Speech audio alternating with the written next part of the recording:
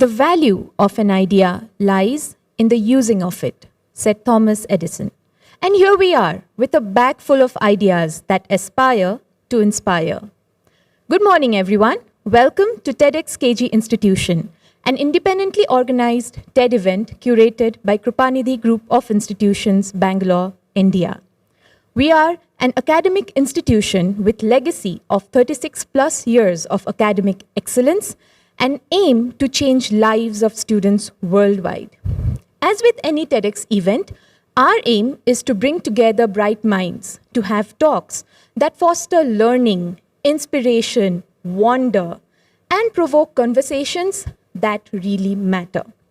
In our previous events, we've had dynamic speakers speak over multiple topics, anchored to the theme of a kaleidoscope of path-breaking ideas. And this year, acknowledging the fact that the pandemic has changed the very nature of how we perceive and how we take things, we have thought of coming up with topic MEND with mind. The solution to most of our deepest problems lie within us. Before we move ahead, let us take you through a small tour of our campus because we could not invite you all officially here. Let's see how it would look and feel to be right here, right now.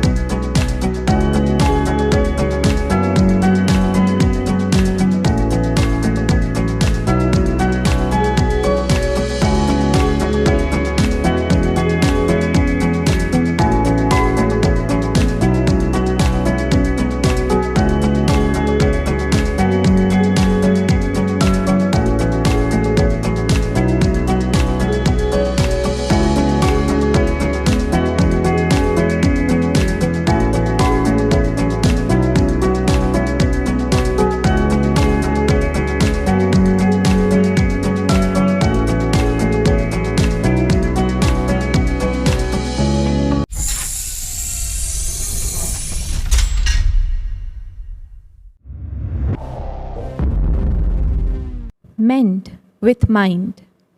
The solution to most of our deepest problems lie within us.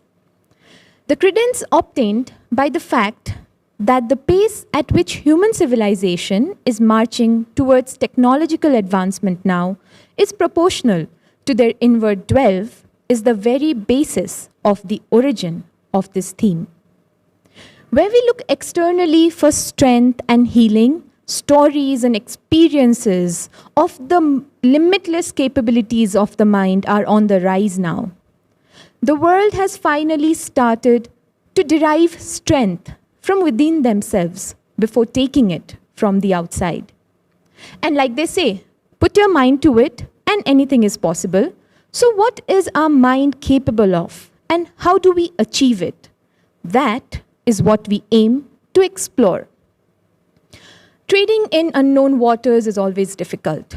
It requires immense mental strength to keep going, especially when the times are rough. And our first speaker of the day is a living example of the same. Dr. Srikanth Sola, who is the founder, CEO, and director at Devic Earth Private Limited, a green technology company which provides scientifically proven solutions to environment pollution based out of Bangalore. As a cardiologist, he has served thousands of patients in US as well as in India. When he moved back to India in 2008, he realized that there was a silent killer amongst us, air pollution, that was killing healthy and young adults in India in millions every year. So inspired by this very fact and backed up by R&D of 10 plus years, he founded Devic Earth, which has now touched lives of millions of Indians across 20 different locations in India. Dr. Srikanth has received numerous awards, like Who's Who in America, Who's Who in Science and Engineering, and numerous others. He attributes all of his success to his ability to silence the mind. And today, he's with us talking about how and why is the silent mind the real superhero.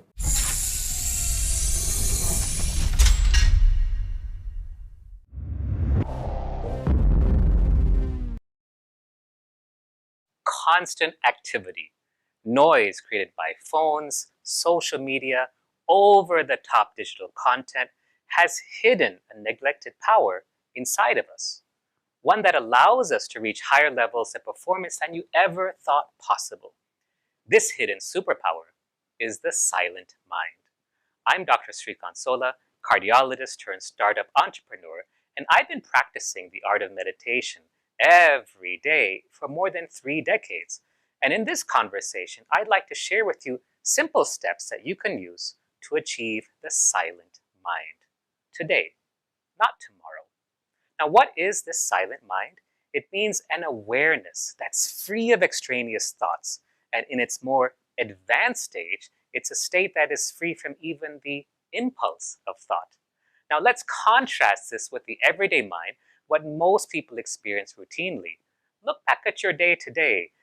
Let's say when you were brushing your teeth, what were you thinking about?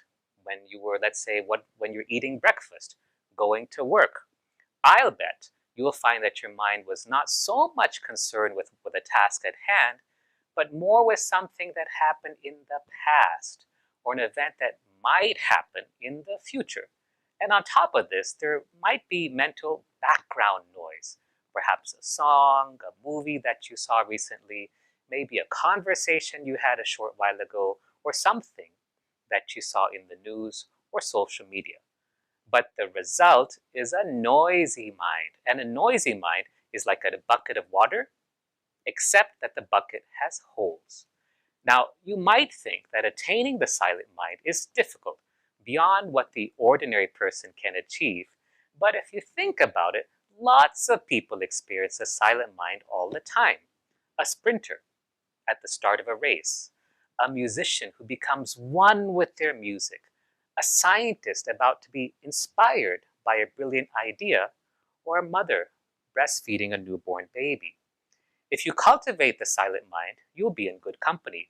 Author J.K. Rowling, who wrote the Harry Potter series, Walter Isaacson, former CEO of CNN, editor of Time magazine, as well as awesome biographies on Steve Jobs, Einstein, and Benjamin Franklin, and the psychiatrist Carl Jung. All of them had disciplined practices for managing the information flow and nurturing periods of deep silence. Now, science tells us that silence is much more important to our brains than we think. You see, there is endless attentional demands of modern life that put a significant strain on the prefrontal cortex of the brain right here. And that's involved in high-order decision-making and problem-solving. And when this is too engaged, our attentional resources become fatigued. We struggle to focus, to solve problems, and to come up with new ideas. Recent studies show that taking time for silence restores the nervous system.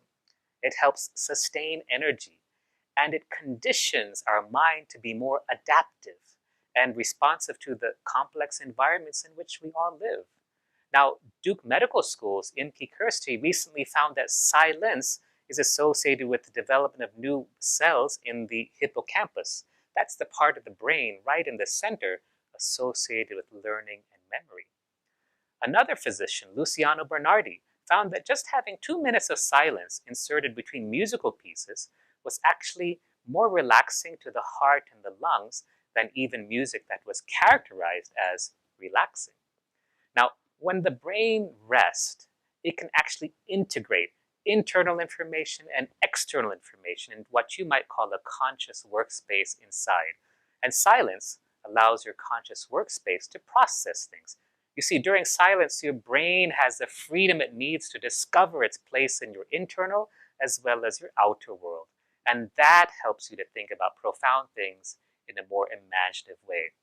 As the author Herman Melville once wrote, all profound things and emotions are preceded and attended by silence. So, how do you achieve this super state? A mind that is free of extraneous thoughts, one that allows us to achieve higher levels of performance, to attain brilliance. Well, you don't have to do what I did, which is to meditate for 30 years. Instead, you can follow a few simple practices, techniques that anyone can do regardless of their background, and it happens in 3 steps. First, get rid of distractions. You see, the distracted mind and the silent mind are diametrically opposed to each other. Put meaningful limits on distractions. And what's the number one distraction today? Our phone. I use an app that turns off certain features of my phone in the evening. It works well for me. Pay attention to how you consume music, TV, and digital content as well. You know, these things aren't bad. We use them every day, but it's their overuse that fill our mind with unnecessary things. Try a digital fast from time to time. No gadgets. See how you feel after the withdrawal phase is over. Now, let's look a little bit deeper into how you can get rid of distractions, because you have to learn how to manage information flow. You see, you really don't need to consume content and media all the time. Give yourself breaks of uninterrupted time. Second, find a suitable environment, because silence empowers silence. Go out in nature. You know, there's a good reason why Henry David Thoreau went into the woods. Or go to a park or even a balcony filled with plants. One of my favorite ways to enter the silent mind is to go for a walk or a run with my dogs, but minus my headphones and music. So now you know the first 2 steps to attain the silent mind. First, remove distractions. And second, find or create a suitable environment. The third step is to generate silence. And I'm going to teach you 2 simple techniques to do this. Each one takes less than 30 seconds. Now, a simple disclaimer, these exercises are not suitable for individuals with serious psychiatric disorders. Please don't do them when you're driving, but they're safe and easy for everyone else. Okay, the first one is my favorite, and it's called the thumb meditation. And it's really very easy. You just watch your thumb for 12 seconds. And you really don't have to think anything, and you don't have to really do much. You're just going to watch your thumb. You don't have to chant. You don't have to repeat anything. You don't need to think, oh, I need to cut my nails. Just watch your thumb. And eventually, after a few trials, your mind will go into silence. Let's do this right now, okay? Just get out your thumb. Keep it at a comfortable distance in front of you, just like me, and I'll keep time for you, just 12 seconds, and just watch and begin.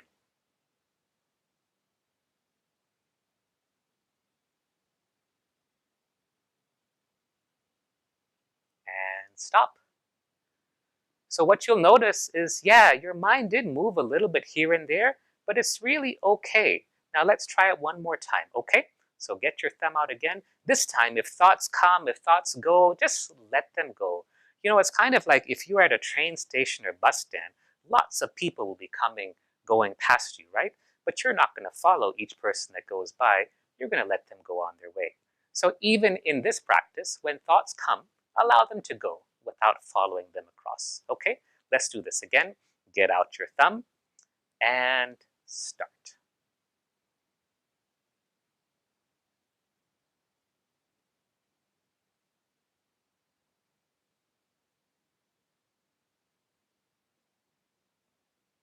And stop. That's it. 12 seconds is all you need. If you do this for longer periods, the better it is. It's kind of like, you know, when you exercise in the morning, you feel good for pretty much the rest of the day. It's kind of like this. You do this thumb meditation, and although you're only doing it for a short while, the benefits last for a long time.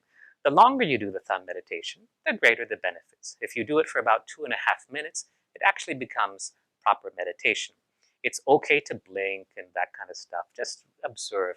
And what you'll notice is when you get into that silence, you just go, Now, in yoga, the thumb meditation is called trataka, concentrated gazing. And that's really fine. I've taught this to nursing students and others. And what happens is when you practice the thumb meditation, these students, they get laser-like concentration. And their ability to perform on exams has exceeded. My students, who when I taught them this, were always the state toppers in their medical colleges. The thumb meditation is good when you're sitting or standing, but yeah, please don't do this when you're driving. Okay, now that's great when you're not doing anything, but how do you enter the silent mind when you're doing an activity, when you're doing a task? It's really simple. I'm going to share with you a very easy way to do this.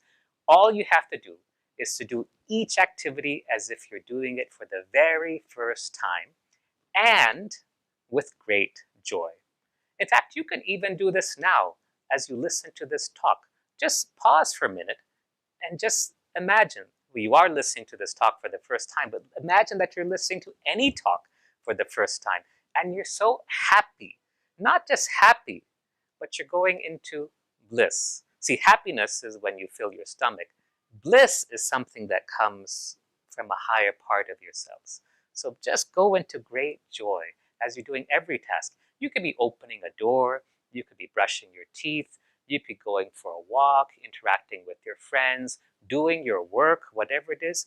Imagine as if you're doing it for the first time, so you're really intent on how you do it, and you're doing it with great joy. And when you do this, you will find that your mind becomes quiet. And the more you get used to this, the happier you'll get. And you'll go into that silent mind. And once you get that silent mind, you'll go, and it's wonderful. Now, of course, if someone is abusing you or treating you badly, don't do this. Don't overdo this technique. But it really works. And that's it. Okay. Now, how do you make the silent mind work for you? I would suggest you schedule it. Take short silent breaks during the day, whatever works for you. I like to do thumb meditation with the leaves of some of the beautiful trees that are just outside my office window. If you have back-to-back meetings or classes, take a silence break for a minute or two. Don't look at your phone. You don't need the silent mind 24/7, but you do need it at different points during the day.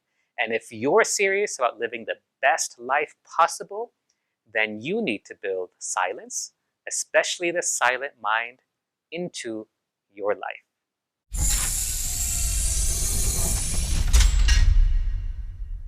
Thank you, Dr. Srikanth, for the insightful talk and the techniques that you've shared with us. Silent mind is indeed the strength.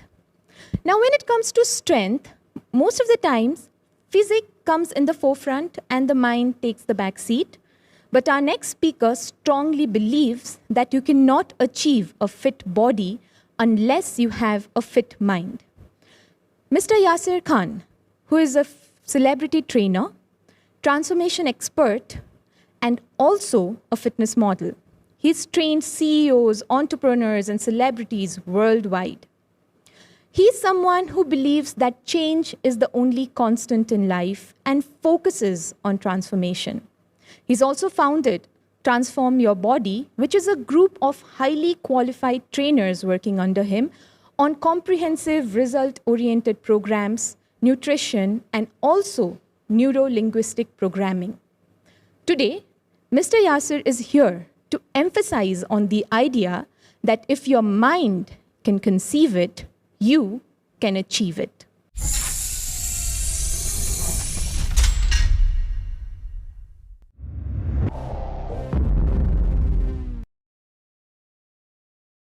Hi, I'm Yasir Khan.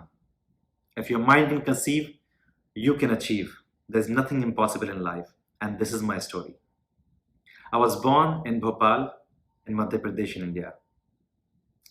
My father is a farmer, and my mother is a librarian. I was sent to madrasa at the age of 4. From the age of 4 till the age of 13, I studied in more than 20 different madrasas. Yes, I did not study properly.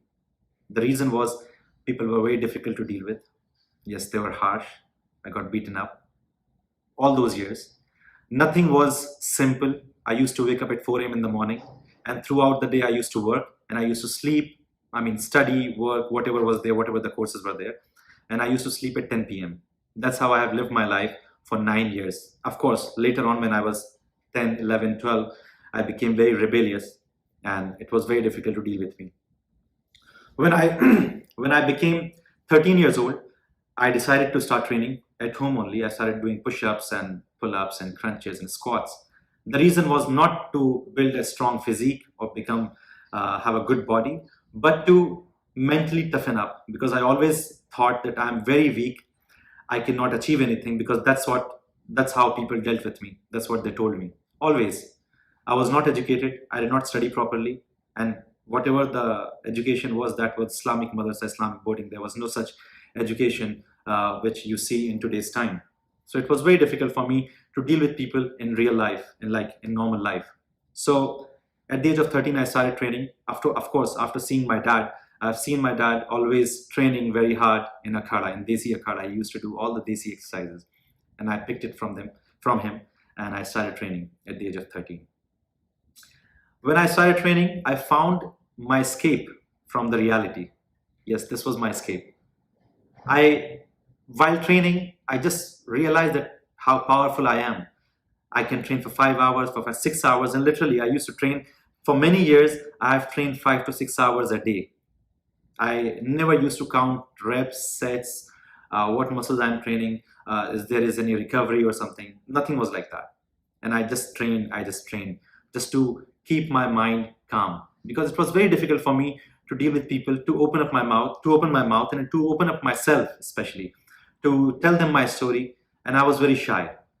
I was not, it was very difficult for me to mingle with people. And I was always an outsider, because I lived my first 9 years of my childhood in different places, in different boardings. And when I came back, no kid wanted to play with me, wanted to be with me. None of my relatives. They all took me, the way they behaved with me, it was very, very different, and I could not handle it. I'm not blaming anyone here. I'm just telling you that how I felt it. It could be the other story from their side, but that's how I felt it. And then when I started training, I found my escape, and I trained hard and harder and harder. Then I realized that I need to eat, and to eat, I need to earn money. Because my dad literally told me that if you are not going back to madrasa, then you cannot get anything from us. And he just gave me one small room, which was like a storeroom. And anyway, my house was very small, like literally 400 square feet, and 5 of us, my 2 sisters and my parents and we used to live there. And yes, that's how I started working also. And my first job was to sell milk, And then I worked, and I did Together, I did like 3, 4 jobs to sell milk and bookshop. I worked at a bookshop, and then I worked at a tea stall. I worked at a salesman in an equipment shop, equipment store. That was all in Bhopal. And on the side, I started learning English. The English I had to learn because I always used to see all the magazines. And while I was growing up, because I wanted to build my body and I wanted to, become better in that. And I always used to ask my sisters, like, okay, can you please read these articles for me? And I will give you like 1 rupee or 2 rupees. And they used to do it for me. And then I decided, like, why not I learn English and I read it myself. So I used to buy secondhand magazines, and I used to read. Now the best part is all the magazines I used to read at that time, I have appeared on the cover page, all of them. Not only in India, but also in UK and UAE. I have been on the cover of almost 5, 6 magazines. So, and the best part about spending my time, my childhood, especially in madrasas, that I adapted discipline, the habits, waking up 4 a.m. in the morning, sleeping on time, staying busy throughout the day. And these are the things which I used to hate. And these are the things which I used to curse those people, that why they put me, through such hardships. But later on in my life, I realized that that's all you need in order to succeed, and that's all you need to in order to achieve your goals. And that's how all the discipline, all the hard work I utilize in a more positive way, than to become bitter towards society, and then to become bitter towards my family. So that's how I utilized that. And I started working, and I started training harder and harder and harder, and I built a decent physique. And I decided to move to Bombay because I was able to save around 1,500 to 2,000 rupees after working 3 to 4 years, selling milk, selling books, tea stall, and as a salesman. And I started training people a little bit here and there as well. As soon as I had 2,000 rupees I could save after taking care of my responsibilities towards my family, I just moved to Bombay when I was just 17. When I moved to Bombay, the struggle restarted, because I had to work as at a tea stall again. I was just like, giving tea, serving tea to people and washing those cups. Yes, that's all I did at that time. Then eventually, in a month or two, I got a job in a gym, where I also, at the same time, while working in the gym, I decided to do a personal training course, because I was just a cleaner at that time, a floor cleaner. And then once I did the course, I got a job as a floor instructor, and then personal trainer, then different jobs, different gyms I have worked. And that's how I have grown from there. And while I was working, I was struggling, and I was, just living hand to mouth, just working for my bread and butter. Somehow I could manage to pay my bills for my house and for my food. That's all I did. So it's been like, I started working out at the age of 13, and till 20, I could not manage much. And it's always like going to Bombay, coming back, going to Bombay, coming back, because as soon as I used to get a job, I used to go there, make money, and come back. So all the experiences, I decided to start giving auditions. Now, from all the experiences, whatever the way I have worked, I groomed myself. I worked on the way I look, the way my physique looks, the way I behave, the way I talk, because since I did not go to school or college, it was very difficult for me to learn, and everything was a learning. Everything, I was like very excited. I was very, very excited to learn. I used to meet girls, and I used to have girlfriends at that time, just to, so that they can teach me. I used to always ask them, like, can you please talk to me in English? Can you please teach me this? Can you please teach me that? And of course, they used to laugh at me on my face. But yes, I used to pick always. And that's how I end up, being on the cover page of Men's Health magazine at the age of 21, and so on. Many other magazines. I got a chance to be, I got a chance to be in the MTV Splitsvilla season 7 show, where I end up being a finalist, and I really performed really well. The finale was really good, and that gave me another, a lot of popularity, and I got many offers from television, from movies also on side roles. But I decided, like, I'm just, young. I'm very young. I'm 24, 25, and I wanted to explore the world because I was so keen. The only reason why I did not work because it was still in India, and I wanted to see the world, and I wanted to go and explore and learn and experience everything. It's just don't stay at one place. And so that I decided to come to Dubai, UAE. And 2015, I moved here. When 2015, I moved to Dubai, and I decided to, by the way, it was not 2015, it was 2012 first I came, but I stayed like 3-4 months. I could not survive, of course, for many other reasons. Then I went back and I worked in television and, like other cover pages and with fitness modeling. Then I came back in 2015 to start. By the way, I came just with 200 dirhams in my pocket, trust me. And that too, I took it from my sister. Yes, I took it from my sister and I came to Dubai. And from those 200 dirhams, I decided to work with people. And of course, some people did not treat me well at all. And then I decided to work, like on my own. I arranged everything. I worked in, like with many people. And then I decided that now it's time to explore whatever the money I could manage, like 5,000, 6,000 dirhams. I decided to put all the money and compete and travel. So I decided like, okay, since I don't have any such solid education, who will give me the visa if I want to compete? But I decided to, okay, let's prep. And then I decided to compete in Australia because as Australia, just to go to Australia was like it was my dream. And I decided to compete. I went to Australia. I put all the money I had. Trust me, there was hardly anything left. And I competed there and I placed first in one category and I came top 5 in the top 5 best fitness models in Australia that year in 2015-16. So I came back. I started working as a personal trainer again, and I started competing again. I competed many different places, almost like 5 to 6 countries, and the highest I've placed was second in UK in 2019. And that time, my another dream came true to be to appear in the magazine, which is Muscle and Fitness. So I have grown up reading Men's Health, Muscle and Fitness, and all these magazines. And trust me, I had to learn English just to read that. And that's just so magical. I mean, sometimes when I think about it, it inspires me big time. So that's how I end up being, in Men's Health also. And then lockdown happened. Just before lockdown, I registered a company called Transform Your Body. And when lockdown happened, again, I hit the rock bottom. And that's the story of my life. I just keep hitting rock bottom again and again, and I keep moving to places, and then I restart my struggle. So I don't know if I enjoy this or no, but that's what happened so far.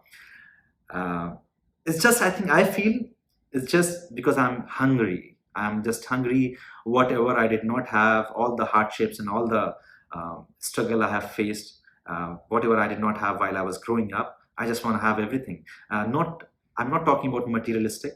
I'm talking about the mental, because people looked at me as dumb, as like someone who is uneducated. People used to tell their kids, parents used to tell their kids that don't spend time with him.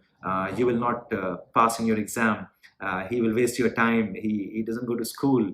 He has no future. Blah blah blah. And that there are many things they used to say. So I just it's just in me that I want to achieve everything, anything and everything, not only just material, not only just money, not only what I do as transformation or business, family. I just want to, this is what I believe, that excellence is not by accident. Excellence is your habit. You do it every day. And every day I wake up, and this is what I believe. Today I'm going to change my life, and today I'm going to change people's lives along with mine. So that's how I start my day.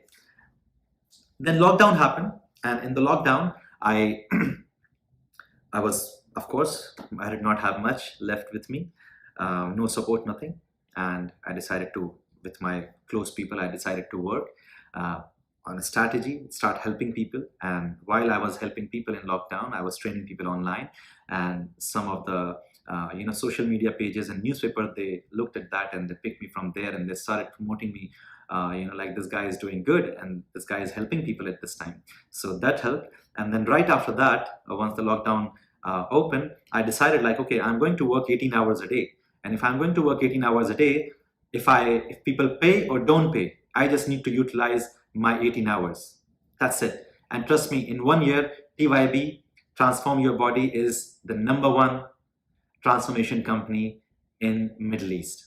And I would say in the world, because the amount of transformations I have delivered, the amount of lives I have changed is, you can't, I mean, in 1 year, you can't even imagine. And the best part is that while I was competing, I was being on the cover pages, I was doing so many things, but I did not feel that, the true happiness, that my heart still was not smiling. I was still angry. I still wanted to prove. I still do want to prove, to be honest with you. I will not lie. But while helping people, so I helped myself first. I transformed myself first.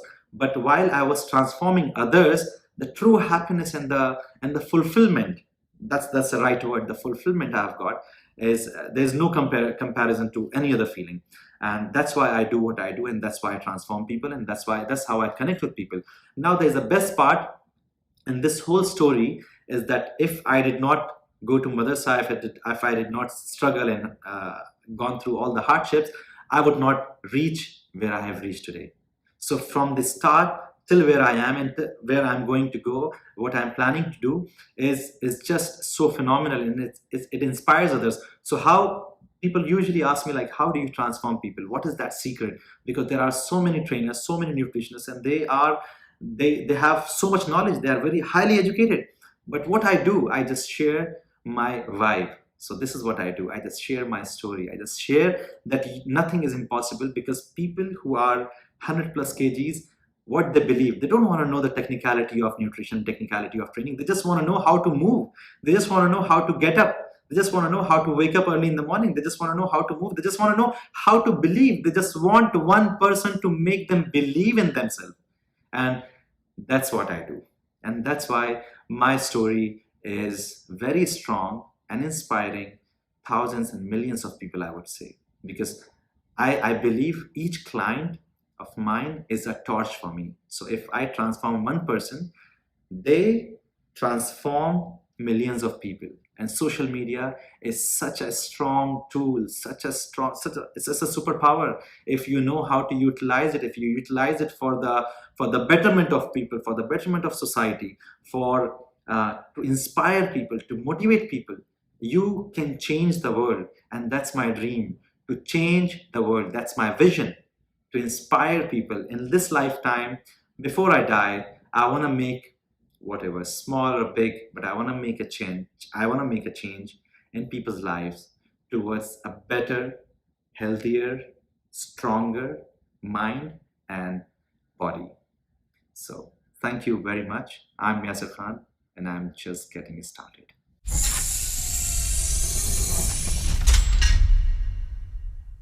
Thank you, Mr. Yasir, for giving us a wonderful note to end on. Just imagine if we were all to believe that we've just begun, wouldn't we all love the journey and embrace the limitless possibilities that come with it? That's a food for thought. Well, if there is something in the past 1.5 years that has brought the entire world together, in bad, for the good, is the pandemic. And no matter the cause might have been physical, the mental manifestations cannot be ignored. Ms. Mahira Desai, who is a clinical psychologist, a medical researcher, and co-author to the first deep research book on the pandemic, is our next speaker, who is here to share her fresh perspective on the same. As a clinical psychologist, she's been extensively trained in client-centered therapy, rational emotive behavior therapy, transactional analysis, and eye movement desensitization, and reprocessing therapy. At present, she's actively involved in researches that have a lot to do with the pandemic, and has also been working to design protocols for safe reopening of schools. Since the start of the pandemic, she's been spreading awareness and caution related to COVID-19, and she focuses on psychosocial well-being and resilience building.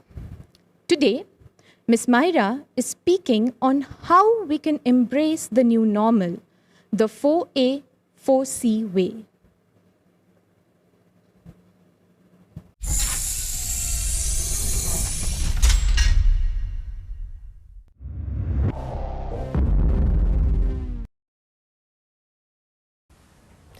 A few months prior to the COVID-19 pandemic, a client requested a series of online consults as he lived 25 kilometers away from my clinic. I turned down his request with logic that I'm embarrassed to even recollect. Then suddenly everything changed. I had to quickly adapt and have been consulting exclusively online for the past 18 months. My client had his way after all. In fact, working from home has improved my productivity. I manage time better, seeing more clients than I could in person, and being accessible to those in remote corners of the country. Not one client has yet inquired if I'll be resuming in-person counseling. Some have specifically requested me to continue consulting online even post-pandemic. Yet, I found myself facing and learning to cope with challenges similar to the ones I have been guiding my clients through. Undeniably, the COVID-19 pandemic has been the greatest and longest disruption that most of us alive have faced. We are all desperately waiting to get back to our old normal lives. And guess what? I have exciting news. Phase 3 research is already underway to create a special device that will go back in time to eliminate COVID-19 globally via an aerosol dispenser, and it is expected to launch within the next 3 months. Wait, are you buying this? Guys, for the last time, there is no magic wand and there is no undoing what has happened. And that pre-COVID life is not returning either. Can our old normal ever return? Imagine traveling in a crowded train or metro without a mask anytime soon. Doesn't the prospect of replacing those pajamas below our office shirts with formal trousers seem daunting? Our perspectives have changed, and so has the way things work, irreversibly, whether we like it or not. From hugs and handshakes to elbow and fist bumps, from schools and offices to online education and work from home arrangements, even to the extent of masked weddings and online funerals. Now all we can do is create a new normal for ourselves, unlearn and relearn new ways to navigate this post-pandemic world. But this is not the first time that humanity is facing such a crisis. And as difficult as it has been, we have always emerged stronger. In fact, pandemics have been instrumental in altering the course of human history.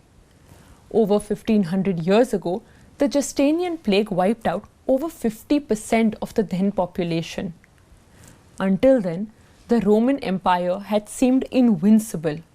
But the plague lasted over 200 years and weakened the empire in a manner that it could never regain its former glory. Then again, roughly 700 years ago, the bubonic plague, infamously known as Black Death, hit Europe. It killed roughly 50 million people in a span of 3 to 4 years. While most people relied on religion and faith to come to the rescue, a few officials in the city of Ragusa, which is now in Italy, isolated the newly arriving ships in order to prove that the sailors were not sick with the plague, thus implementing the world's first forced isolation. In fact, they even issued a law for this, and in view of the 40-day duration, called it quarantino, from which the word quarantine has originated. There have also been times where the efforts of single individuals have changed the course of a pandemic. In the late 18th century, smallpox was rampant and killed 3 in every 10 people that it infected. a British doctor named Edward Jenner observed that milkmaids who had been infected with cowpox did not get smallpox. He believed that the infection from cowpox somehow provided protection from smallpox. Was it possible?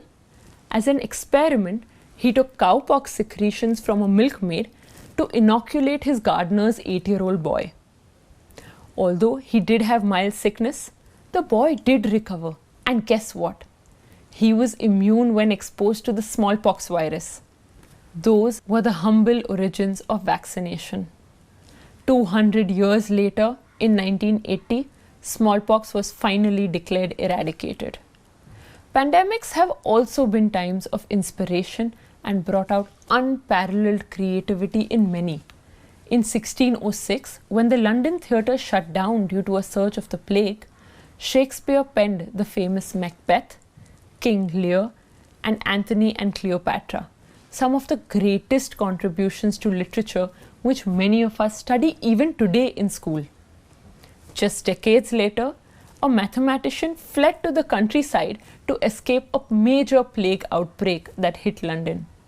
In his time there, he developed his theories on gravity, calculus, optics, and laws of motion. This was none other than Sir Isaac Newton. Were it not for the plague and the subsequent events that followed, God alone knows where physics would stand today. These are just a few examples of revolutionary changes that have dotted history in the times of pandemics. So, am I suggesting that we all go and do something revolutionary? Yes, absolutely. And it could be at a global, national, community, family, or even a personal level. But in these times, too many of us are overwhelmed. We have seen countless people thrive and many others get crushed. And let's face it, watching others around you flourish when you are struggling is never easy. So what do you do when instead of being inspired, you are left feeling somehow inferior, somehow not good enough? How do you break from the vicious cycle of thoughts that increase self-doubt and make you feel worthless and hopeless? We can build resilience, the power to bounce back and emerge victorious under difficult circumstances. Here are some strategies to build resilience. The 4 A's and the 4 C's. No textbook guide, only what has been effective time and time again. The first 3 A's are accept, adapt, and act. The sooner we accept a crisis, the quicker we can do something about it. Reassess the situation, perhaps modify our strategies, and finally, put it all into action. Since the pandemic, the tourism and hospitality industries had been severely hit, with many well-established hotels and restaurants shutting down. Yet, a few others found unconventional and innovative ways to sustain themselves. They offered their hotels as makeshift hospitals and even collaborated with the government to be converted into quarantine facilities. Accept, adapt, and act. The 4th A is appreciate.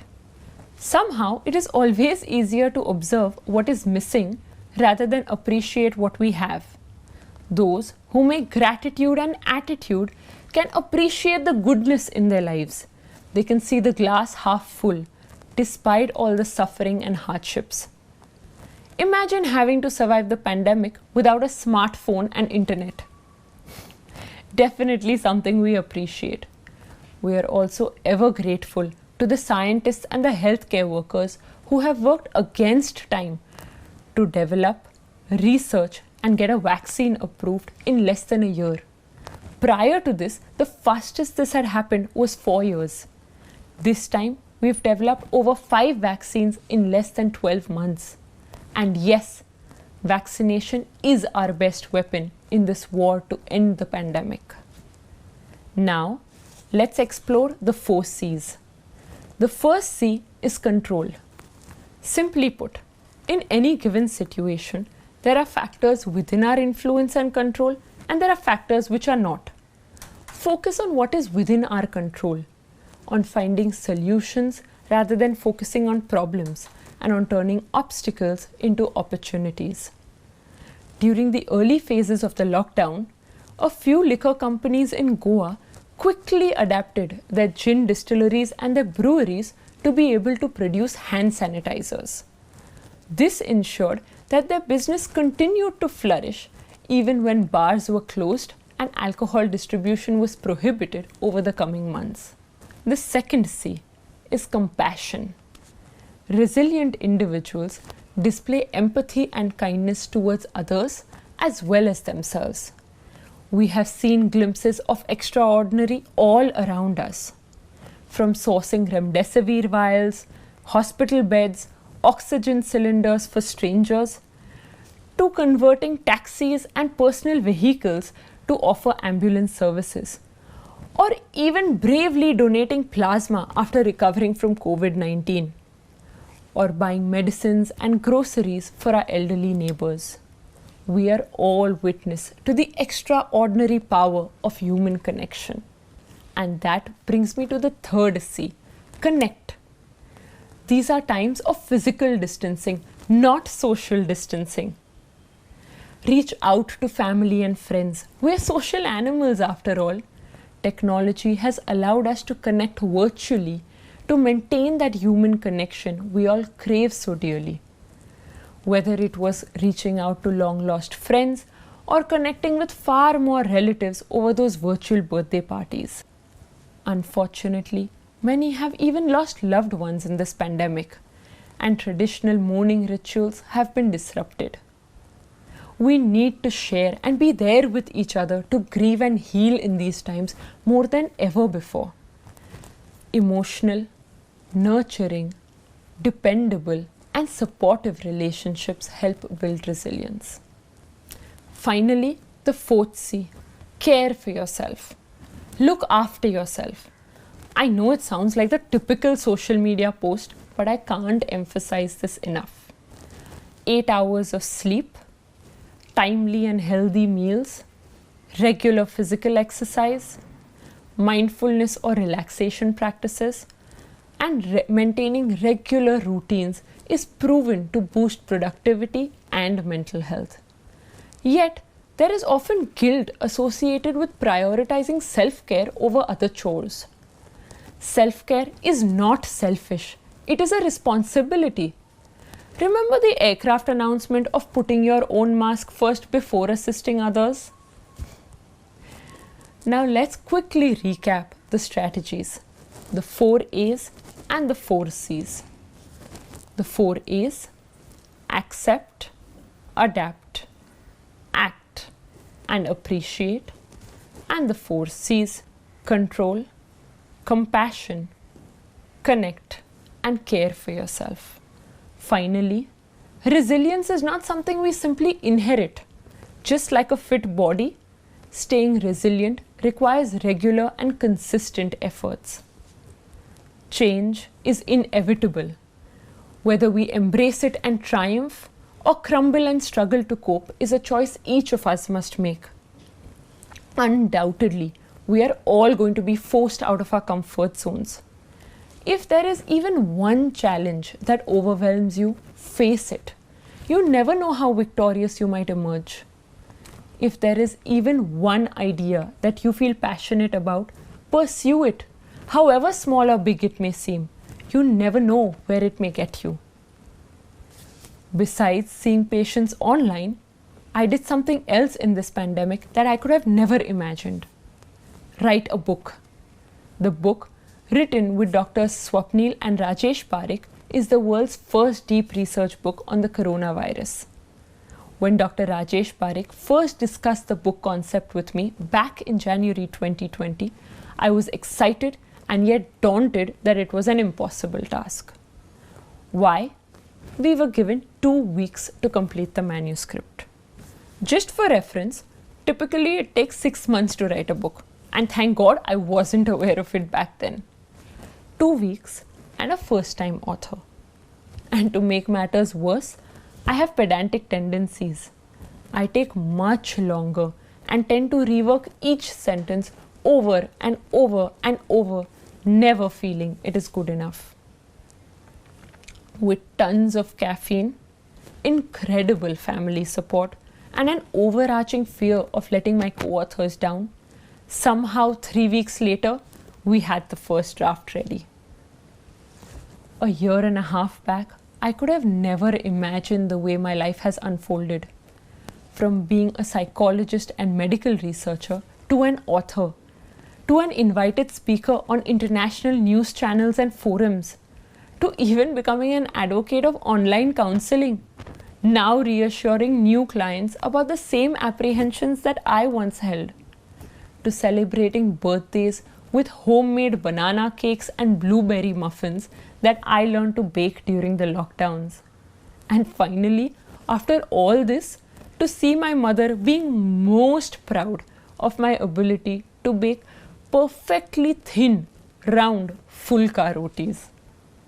Life has and is changing, swifter than we realize. And I am optimistic about our future. We are all a living testament to the strength of mankind.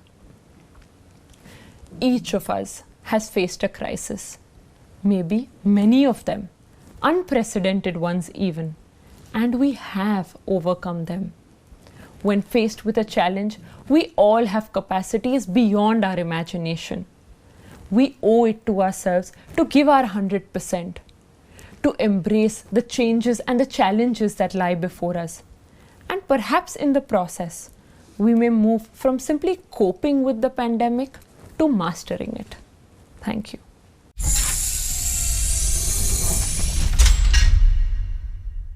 Master the pandemic. Isn't that what many of us really wish to do right now? Thank you, Ms. Myra, for sharing your perspective with us today.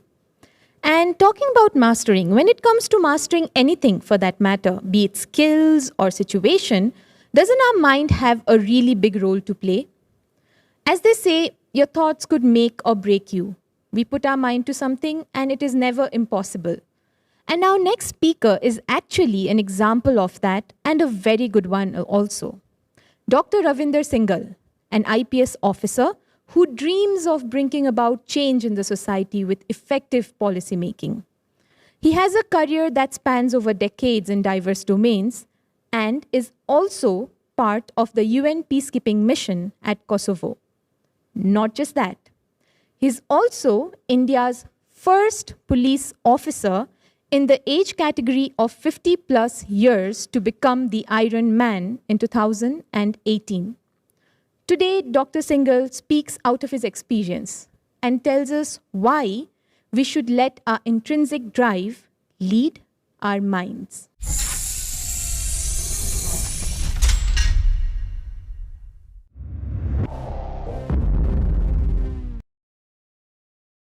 An object at rest remains at rest until and unless an external or internal force is applied to it. You may be wondering why I'm discussing this law of physics here. Friends, I have learned an important lesson in my life because of this law. When you hit your comfort zone, when you are in your comfort zone, you tend to relax and find a place of rest. And then at that time, you need some internal force or the drive which will push you again in the direction of success. And that force lies within us, in our mind. So mind is the biggest achiever, and everything else, the body and the spirit, they follow it. Mahatma Gandhi had once said that I will not allow anybody to walk through my mind with their dirty feet. And I say, I'll not allow my own negative thoughts to cross my mind and pollute it. It is easier said and done because mind is a supercomputer. It keeps on processing millions of information, ideas, and remaining positive and energyful is a difficult task. But here's the point.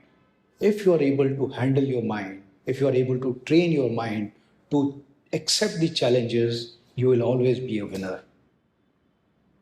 As I begin my story is also full of successes, failures, trials, and triumphs.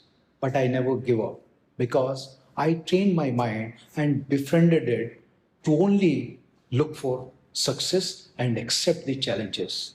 This has paid me in my life. My first encounter in life was when I decided to appear for UPSC exam. I was working as an engineer and everything was fine, but there was some monotony. I wanted to break this monotony. And I decided to crack UPSC exam. UPSC is one of the toughest exam on land where the success rate is less than 0.1%. But I decided that there's people like me who appear in this exam and actually crack it and become whatever they wish to be in their life.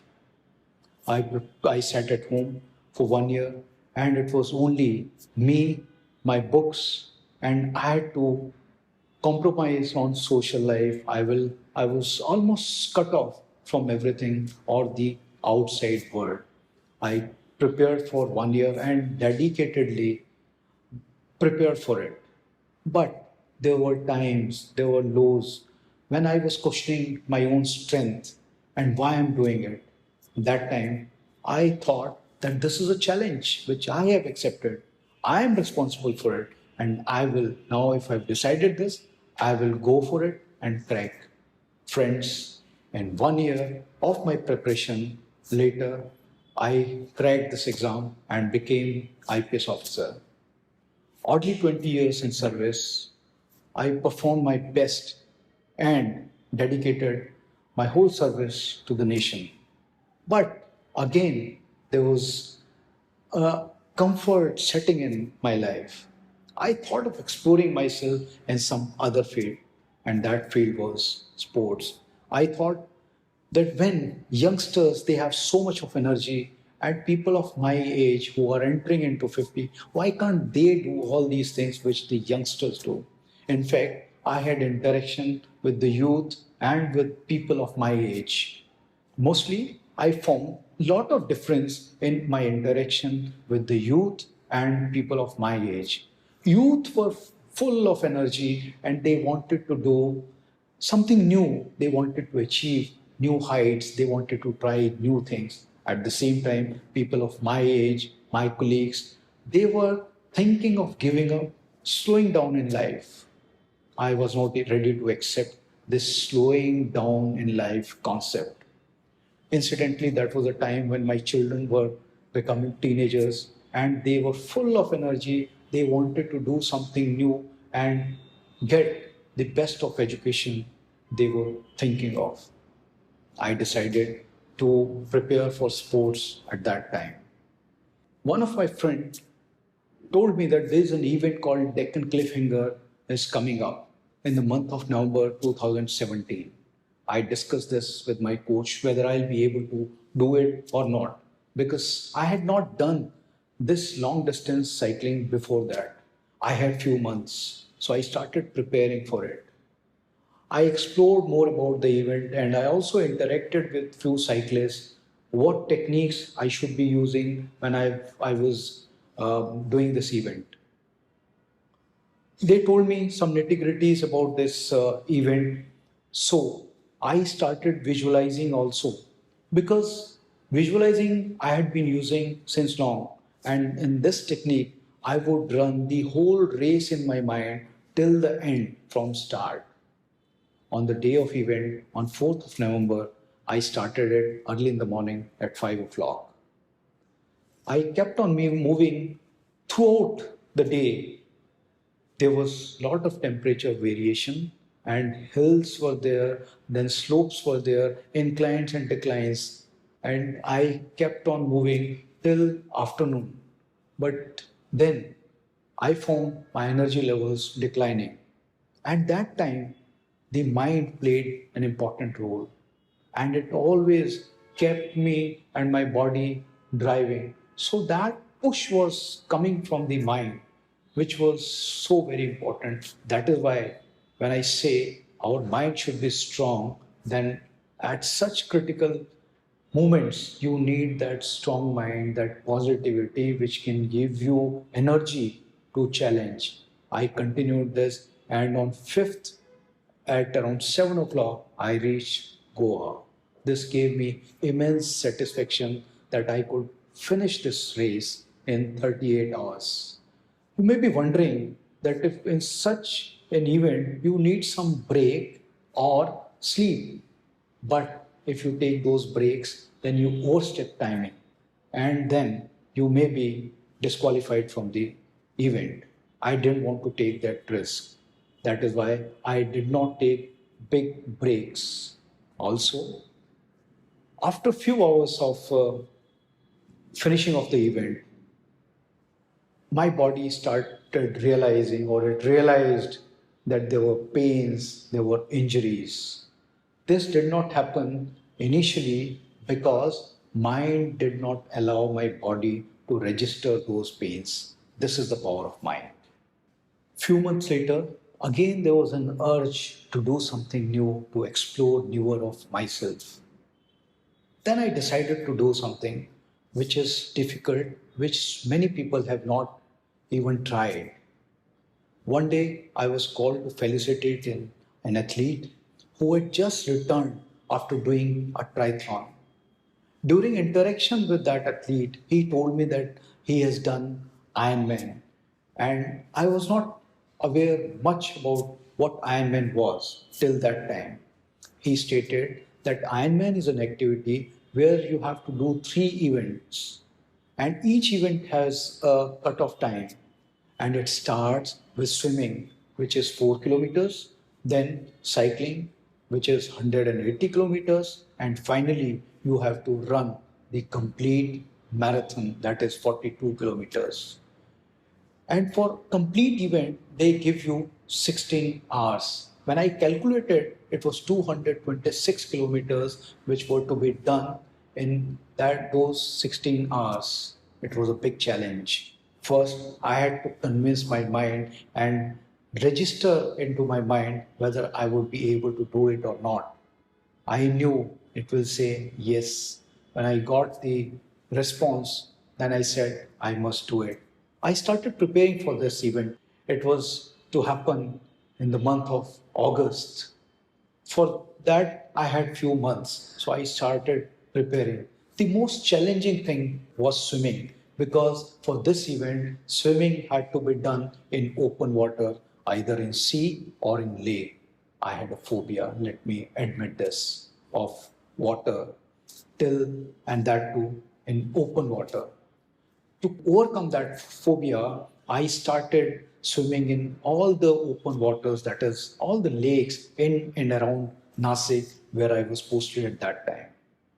This gave me immense confidence, and I was sure if I go to any place, I will be able to swim. Another challenge which was there during swimming was the temperature. The temperature difference would be high in the sense that I had to compete for this event in France. So there I was told that the temperature goes as low as 9 to 11 degrees centigrade. So I had to keep this also in my mind and started visualizing and preparing for that from this point of view. On the day of event, it started at 7 o'clock. After 2 loops of swimming, I came out of water. I could see that there were some athletes who had given up because of the temperature. They could not go ahead. But my mind was strong enough to push me that you have to complete this race. So I immediately switched over to cycling. Then I did cycling of 180 kilometers and finally 42 kilometers of marathon. And just before 100 meters of podium, I could hear people saying, India, India, India. That was the biggest moment which I still remember when I was holding that tricolor in my hands. And finally, when I reached at the podium, I had immense satisfaction that still I can do something which looks so impossible to the people of my age. In fact, proudly I can tell you that I became the first bureaucrat 1550 plus category to complete this race and within time, that is 15 hours and 13 minutes. I still cherish those memories. After this, I was posted to a district called Aurangabad in Maharashtra. I was working as Inspector General of Police there. Again, the sporting mindset was there, and I didn't want to stop and let people say that it happens. It may have happened because of fluke, but I didn't want this to be repeated or told by people to me. I thought age is just a number. You have to prove to others or to yourself every time. And until and unless there's a push from inside, you won't be able to do anything. So I started looking for another challenge if there was any. I heard about the Comrade Race. Comrade Race is an ultra run which happens in South Africa. I thought I must prepare for this. I had never done such a long distance run in my life till that time. I qualified for Comrade at Mumbai Marathon with 4 hours 20 minutes. I started preparing for it, but unfortunately, we all know that globally pandemic had started, and later on there was lockdown. It restricted life of all of us.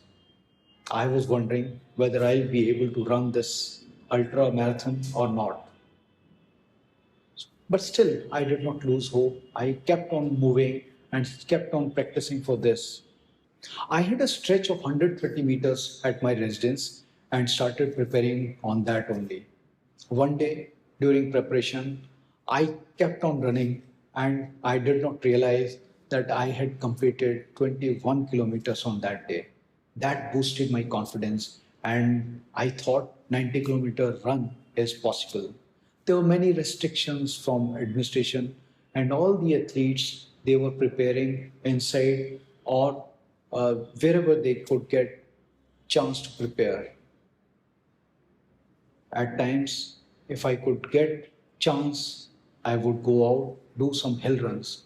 So this is how I practiced. And then the organizer said that they won't be able to hold this event in South Africa. But at the same time, they allowed that we can run in our own respective countries. I decided on the day of run that I'll start at midnight because there was specific time in which this had to be finished. They gave us 12 hours to finish. On the day of run, I decided to start at midnight because it will be cool in the morning and then I'll take advantage of it. And because this was a 12-hour activity, so by 12 o'clock in the noon, I'll be able to finish. But sometimes things don't go as per your choice. It rained heavily on that day. I had to postpone my start till 5 o'clock in the morning.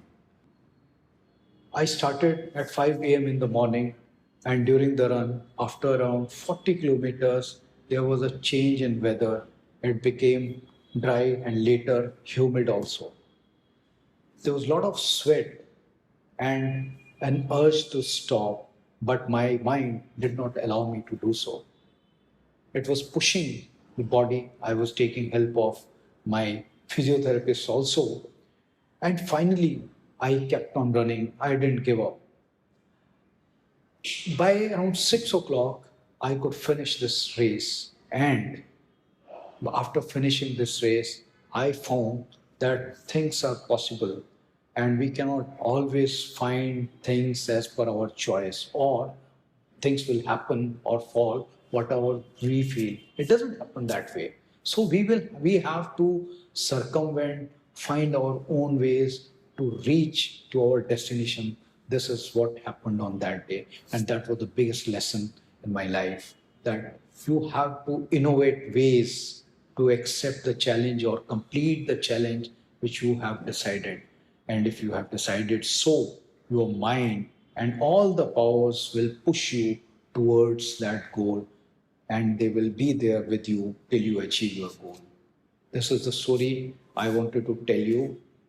The sum total of all my experiences until today is that mind rules our body and the spirit. All great thinkers, achievers, sports persons, warriors, astronauts, etc., have succeeded in their chosen fields not because they were physically superior or had advantages. They succeeded because they trained their mind and convinced it to believe that their goals are achievable. Mind is such a unique gift of God to us that it can accept any suggestion and then make it its own. Once the mind accepts an idea, then nothing can come in the way of fulfilling it. My advice to all those who believe that they are not physically, emotionally, or psychologically strong enough is that you only have to mend your mind, and your mind then will lead you to the glory you desire. I have found that when you start thinking and saying what you want, your mind automatically shifts and pulls you in that direction. So, if you change your mind by introducing lofty ideas and higher goals, your mind will change you completely.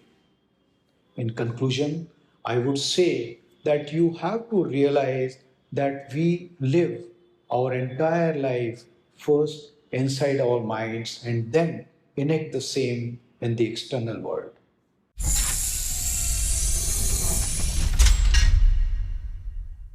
Mend your mind, and it can lead you to the glory you desire. Thank you, Dr. Singhal, for such simple but deep message. And coincidentally, our next speaker has a life lived out of it. Miss Preeti Sarasat, who is a woman who has defied gender bias in ways which fills us all with pride. She's a biker, the seeking she, as she calls herself, a doer and an achiever. She's been working continuously for upliftment of women in different sectors and believes that empathy is the key to change. She's someone who believes that the constant seeking, exchanging, and imbibing of positive vibes is what keeps her going, and that mind, if used correctly, can change and transform millions of lives. Today, she brings to us her own stories as she speaks on reshaping the she mind.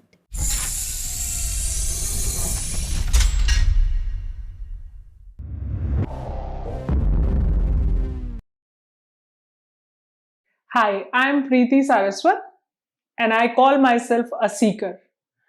Before I come to what I want to talk about, I would like to ask you a question.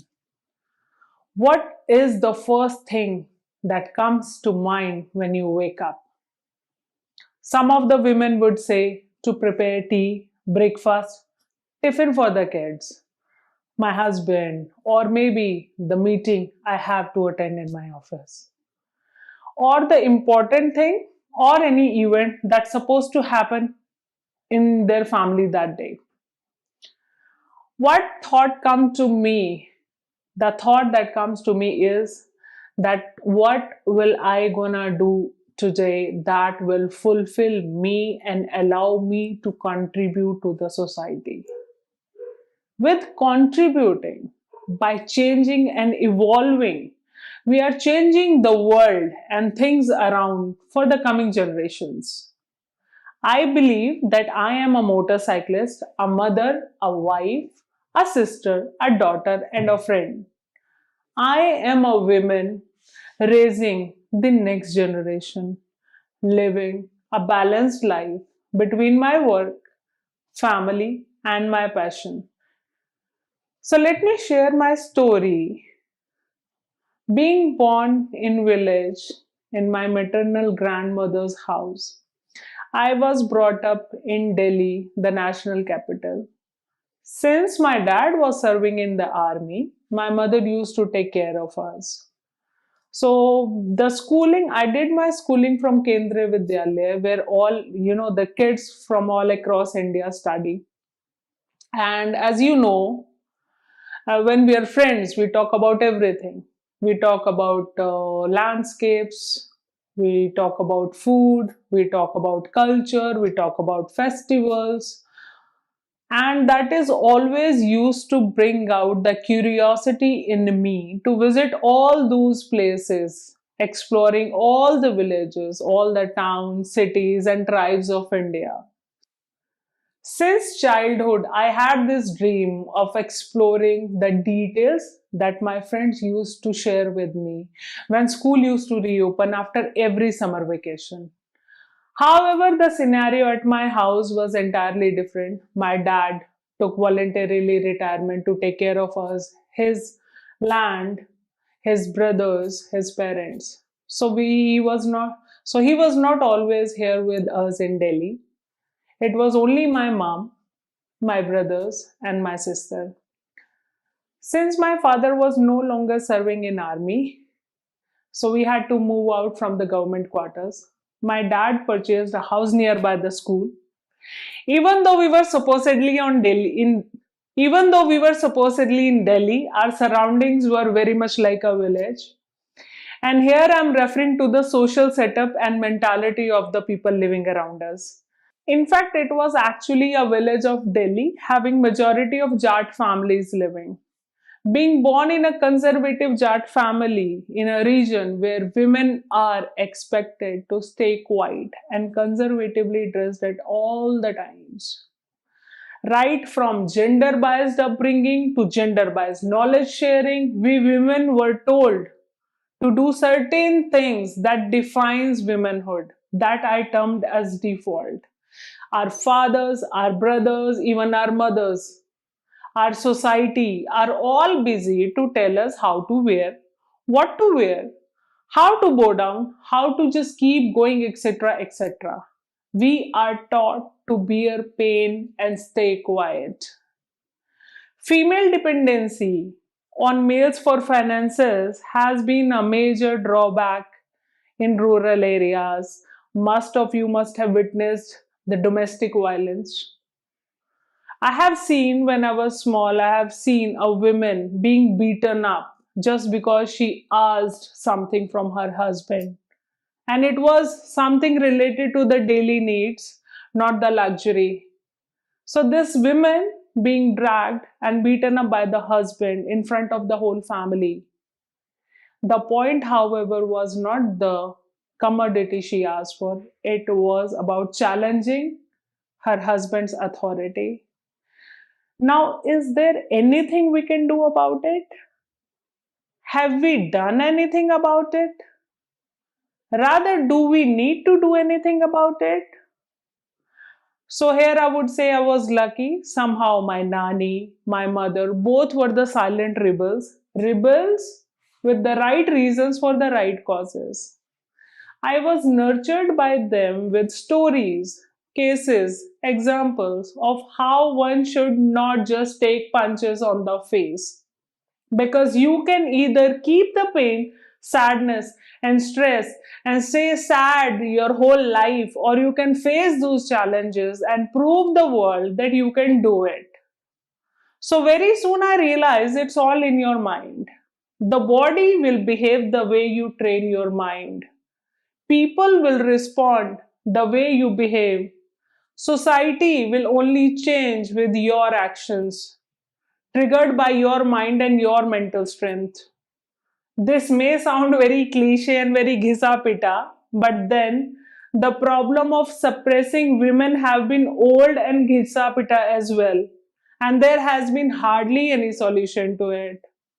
I'm sure every one of you knows Rani Lakshmi Bai, the freedom fighter who fought with Britishers for her empire.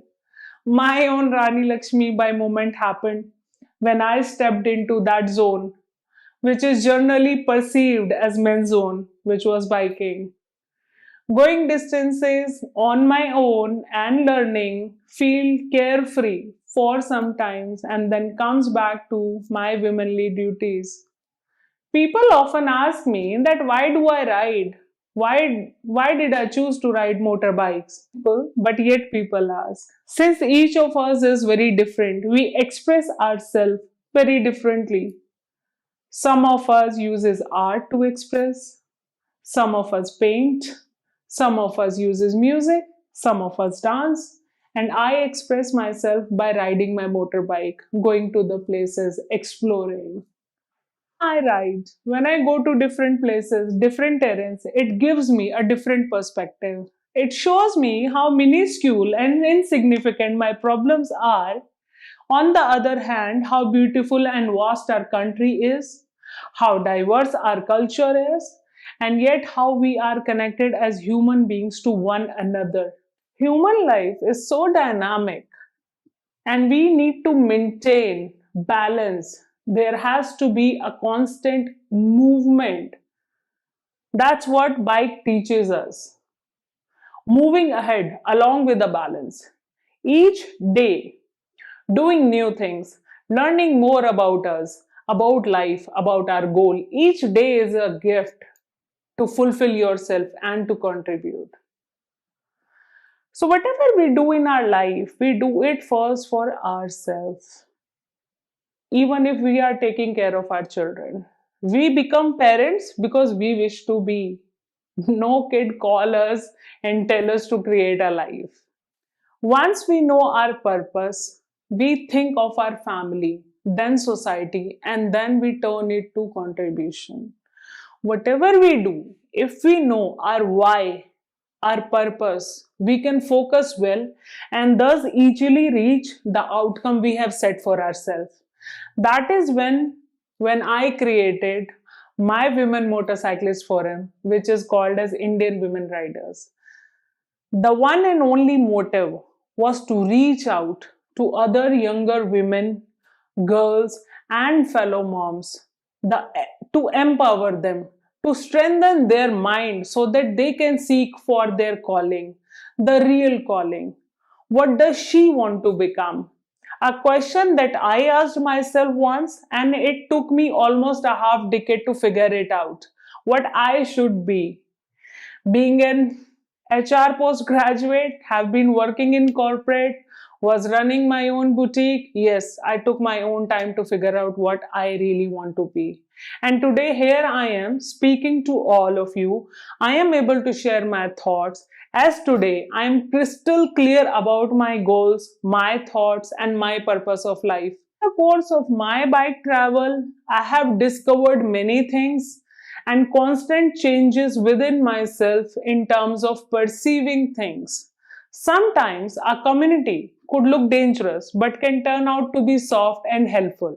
Sometimes the most disturbing storm or rain can get you the most beautiful experiences, and sometimes on a bright, happy, sunny day, you can skid and may fall. Besides, there is a saying even in our Vedas that our life is shaped by our mind. We become what we think.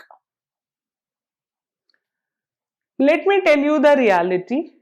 No one will come and help you to do so, to figure out your why. And even if you try to explore, your wings will be clipped. But that doesn't mean you don't have to grow your wings back. I take my plunges and flights in or out of my dreams every day. Some have been achieved, many are yet to be achieved, and I'm sure someday I will achieve all of them. And even I will dream more and will be having much bigger dreams. If you want to listen to one point in my talk, listen to this. Don't wait. Talk to your mind. Take that plunge. And when you do so, you will finally be on your path, carving your own destiny. Till then, I love you. Jai Hind, Namaste.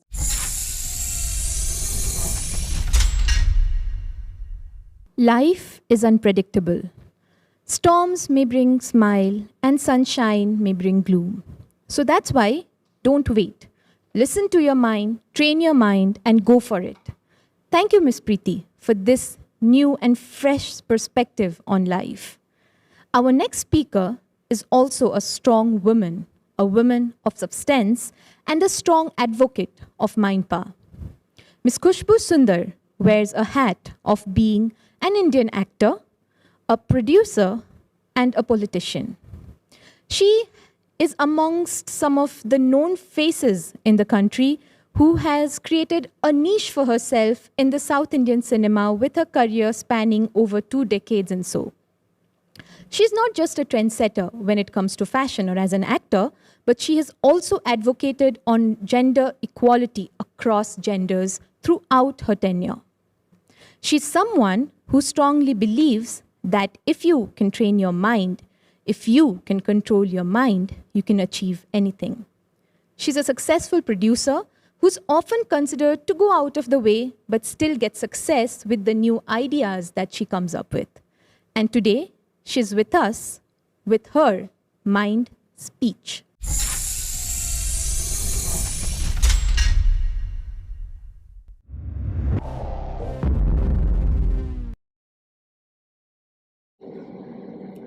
Hi and hello to everyone. Myself Khushbu Sundar. I'm an actor and a politician. Before I move on, I would like to thank every one of you for hearing me today. And I also would like to thank the technology for allowing us to connect during these difficult times.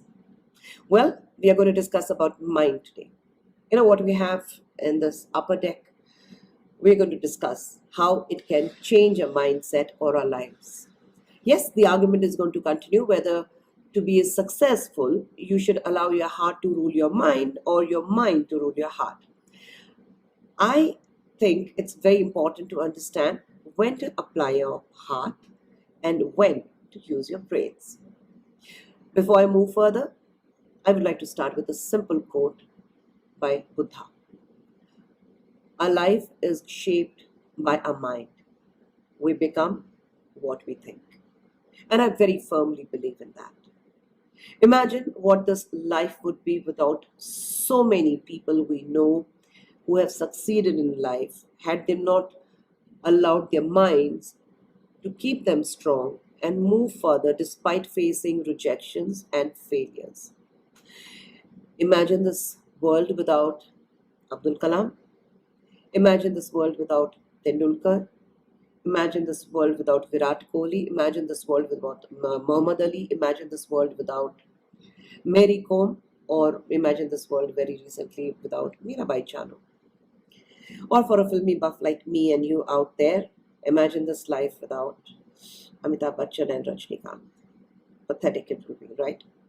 And yes, they allowed their minds to stay strong despite facing failures. Do you know Mr. Amitabh Bachchan, who's known for his voice? He was rejected by All India Radio because they didn't find his voice very fascinating. If Tendulkar had decided that studies are everything that I need to do, probably he wouldn't be what he is today. If Kalam sir would have just thought that I come from a very, very lower middle class family and I have done my education in a government funded school, I cannot be the scientist who I am today, or I cannot be one of the greatest leaders this country actually looks up to. He wouldn't be what he was. I think we should allow our mind to rule us, especially if you want to succeed, but to apply your heart when it's needed. Your life is all what you decide what you want to be. As a child, you start working towards what you're going to do next. From first grade to second grade to third, and so on. The pressure starts building up. By the time you come to your 10th grade, then there's a pressure which says that you need to really, really score well. And that's when you apply your mind. Because studying, your education is not about your heart alone, but applying your mind at the right time. You score there, then you start preparing for your 12th, and then you decide what you want to do with life. What do you want to become in life? Where do you want to reach? What are your goals? What are your aspirations? What are your dreams? How hard you are ready to work to make your dreams come true? What is the best way to climb up the ladder? Of course, climb. I mean, many of you might think, why take the stairs? It's easier that you take an elevator, but you don't have elevators everywhere. And I personally believe that to walk up the stairs, the journey is beautiful. Yes, it's tiring. Yes, it leaves you breathless. Yes, your knees hurt. Yes, by the time you reach up, you're gasping for breath. But isn't that beautiful? Does it not say that it's healthy to take stairs rather than taking the elevator? It's good for your heart. Pumping your heart is fine, and that's when your brain also starts functioning very well. The determination, when you want to reach a floor, when you walk up, it's your mind which determines how far you're going to go. So that is where you start applying your mind. Next time, rather than taking an elevator, try climbing up the stairs. You see how your mind functions, you see how your brain functions. It tells you, push yourself. And your mind needs to really understand that how far it can go. And I'm talking about people who have succeeded after seeing the failures. There are people who have attained success very easily, but they have not been able to sustain the success. And the reason being, they allow their mind to take them over completely. You know, this mind is actually a devil. They say, no, idle mind is a devil's workshop. You constantly have to keep working. You constantly have to keep your mind occupied and keep telling your mind that you need to do something better. If you had not succeeded, or if you're facing a failure, what will you do next? Yes, continuous failures and rejections makes you a pessimist. But that is when you have to apply your mind and say that I'm going to push myself harder. Probably I'm not doing my best where I can succeed. There is something somewhere where I'm lacking, and that is why I'm not succeeding. Take my life. I can give many other examples, but I think the best example would be my life. I started as a child actor in Mumbai when I was 7 years old. It was very accidental entry into cinema. And as a 7-year-old, you do not apply your mind, or you do not decide that this is what your future is going to be, or you're going to be an actor. To be very honest, I always wanted to be an air hostess. I wanted to fly the world. I wanted to fly an aeroplane. I wanted to be a pilot finally and say that, oh, I can take this huge, giant machine and it works at my behest. What I order, how I operate, and this is how it works. It didn't happen. It didn't happen not because I did not try, but because of these circumstances. I couldn't finish my education. I had to quit when I was in the 9th. But I was determined to succeed. I was determined to show the world as to what stuff I'm made of. I'm a very firm person. I'm a very strong-minded person. I'm a person who can literally determine and say that if I have to achieve something, I will. Very, very determined person. I moved to Chennai in 86, that too due to very personal reasons then. Coming to Chennai or relocating to Chennai completely wasn't easy for me. Coming to a city which is absolutely new, stark new, I didn't have any friends, I didn't have a career. I had just started out doing a Telugu film, but then the circumstances forced me and my brothers and my mom to stay back in Chennai. I didn't know what I'm going to do next, where my next meal is going to come from, how I'm going to make sure that my 3 brothers who are dependent on me and my mother, how I'm going to look after them. But I was clear that I will succeed. And how will I succeed? By allowing my mind to go on a wider platform, allow my mind to fly high, allow my mind to say that I can and I will. And I did. Life is not easy. Every time what you want, you do not get it. You do not find ways to reach where you are destined to go or where you aspire to be. But your mind is a very mean machine which can take you wherever you want if you're determined to do so. I think a lot of rejections and failures can make you pessimist. But probably that's why your mind is divided into 2 halves. The left side of the brain takes over the right side, and the right side of the brain takes over the left side.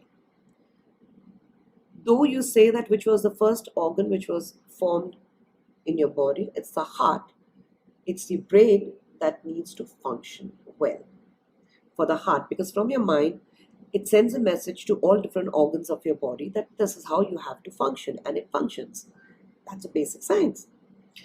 Now, the mind, what you apply is what is going to determine what you will be tomorrow. All of you are aged between 18 to 25 today. Many of you have seen success or on the verge of success, on the threshold of becoming something big. All few of you out there struggling to find a foothold. Trust me, nothing is impossible. You need to understand that success is something which is in your hands, which is in your mind, which eventually is going to tell your heart to go and get it. A lot of people we see, they attain success, but like I said before, they do not sustain success and they see failures very easily. That is because they allow their mind to take over completely and make them who they are not. When they become who they are not, then it becomes very, very difficult. We see a lot of people who sustain success and they change overnight. Their attitude changes, their behavior changes, their language changes, everything. They become somebody who they're not, and we ourselves feel, oh, this is somebody I knew, but this person is absolutely new. I do not know who this is. I am clueless about this person. Do I really know him? And that is when the failure of that person starts. Bill Gates very clearly said, it's nice to succeed, but pay heed to your failures. You need to do that. Pay heed to where you failed. Pay heed to the failures, because finally that is where it's going to take you forward. Success may be difficult. Failures are easy. But again, failures seem to be easy because you do not try hard. Today, I'm a successful businesswoman. I'm a successful entrepreneur. I'm a very successful actor. I'm a very successful mother and a wife. I am still finding a foothold in my political field. But I am determined and I'm sure that I will succeed, because it's here in my mind which tells me that you will, because you can. And I can because I am determined to do so. I'm ready to give myself completely to achieve what I want. I aspire to be somebody who is out there doing something for the society, for the people. I want you, many of you are very same age of my children. My older one is 21, my younger one is 18. So many of you, I look at you as my own kids, my own little ones, where every mother, every parent today watching you there, they're dreaming about your success. They're dreaming about what you would be in life. They're dreaming. They are actually looking forward to see you settled well and achieving what you are determined to do so. Talking is easy. You might say it's easier said than done. Probably yes, it's easier said than done. Some of you might feel, get into my shoes and then you would know how difficult it is to survive. Probably true. But I have been in those shoes. I have been in those shoes. I have seen struggle. I have seen my torn shoes where probably a stone or a thorn can tear my toes, can pull off my nails off the bed of my nail. I want you to understand that failures are not forever. Nothing is forever. Success is also not forever. But failure actually makes you stronger to face the failures after your success.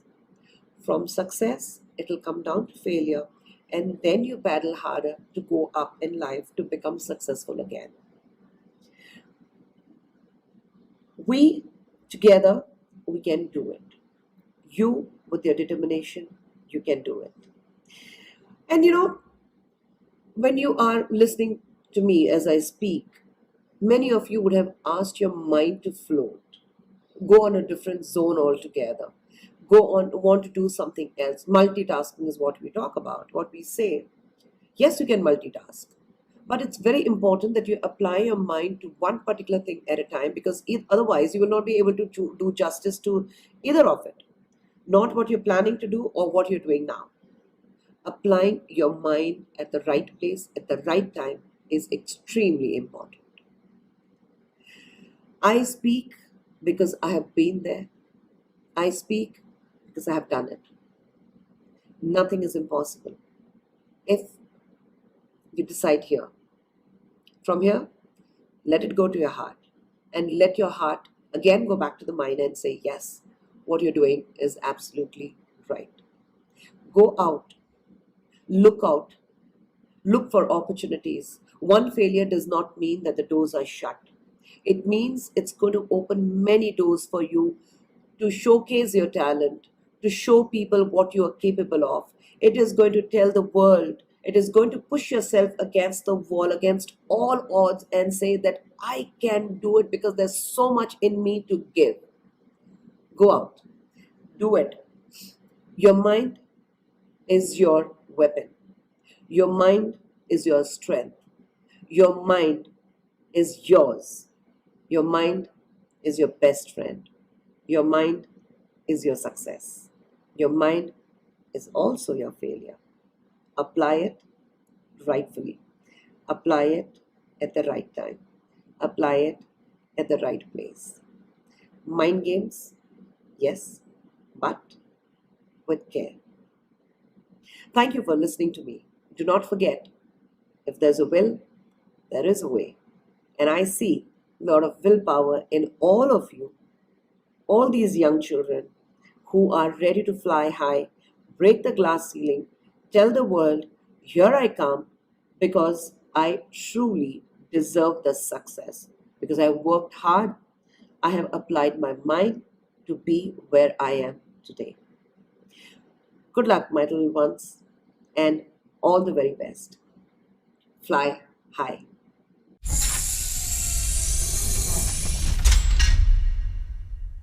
Thank you, Ms. Khushbu, for sharing with us such thought-provoking idea. And as we move ahead, we've come to our final speaker for the day, Mr. Rakesh Agarwal. He has 30 plus of years of experience as a serial entrepreneur and training expert. He's also credited to bringing about several one-of-its-kind businesses in India. With his sharp business acumen, he's been able to understand what is the need of the hour and introduce product and services likewise. That is how he brought about his latest venture, Image Consulting Business Institute, to India over a decade ago. Over time, ICBI has grown to become one of the leading institute of its kind in its domain in the world, with accreditations and certifications from premium national and international institutions. Today, Mr. Rakesh believes that he's achieved whatever he has with the utilization of the power that was there within himself, by listening to his calling and by listening to what the mind had to say. Today, he speaks on the magic of self-image.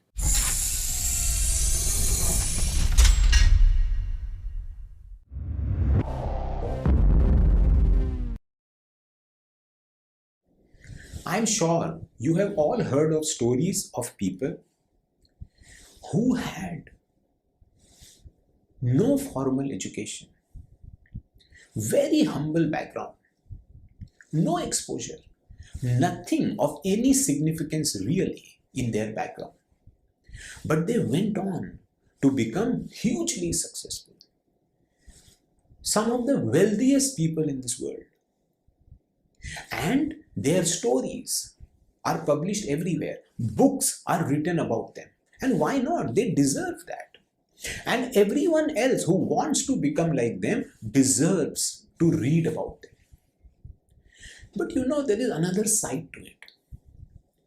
There are thousands and perhaps millions of people who had everything.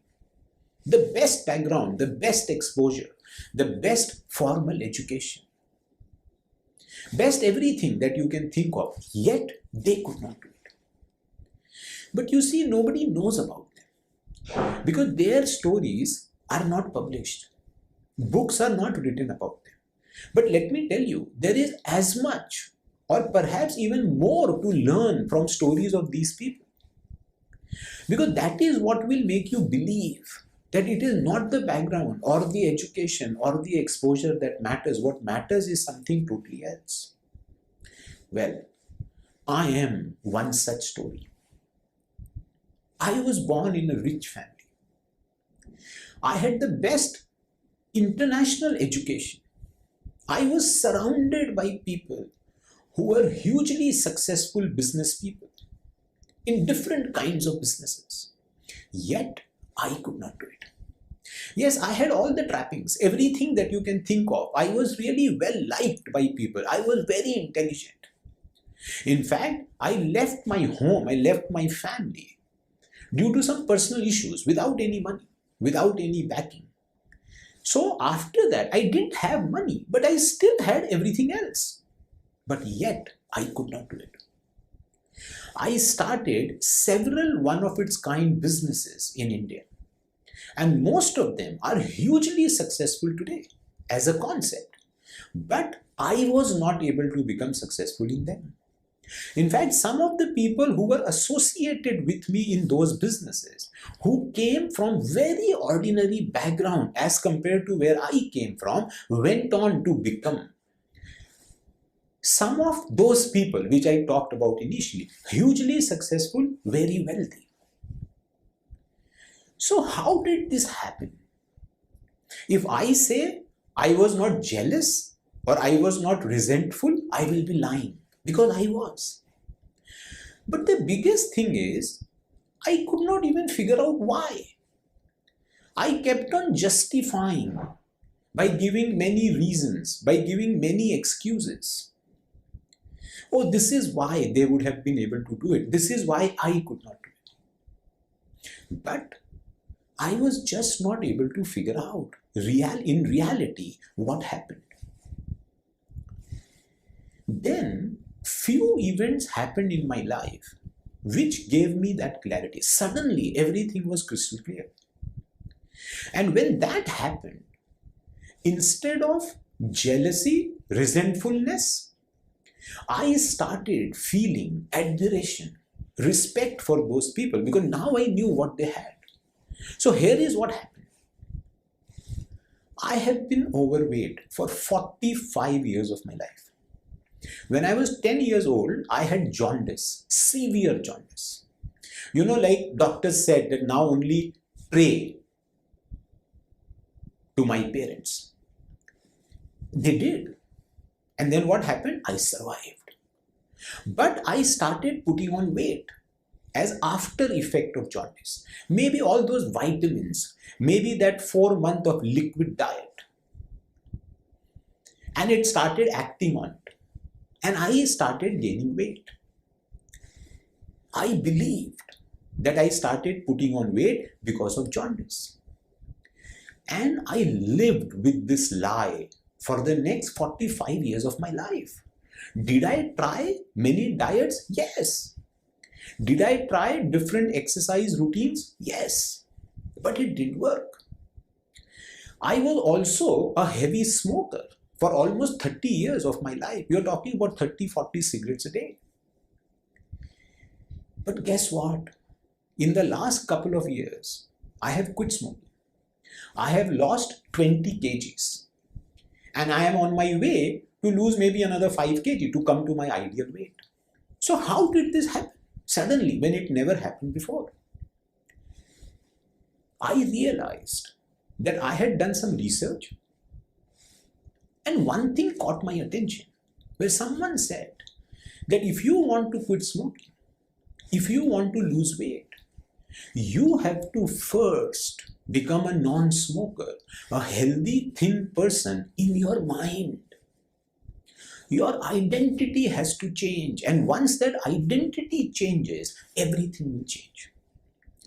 Well, it clicked with me. And I did that.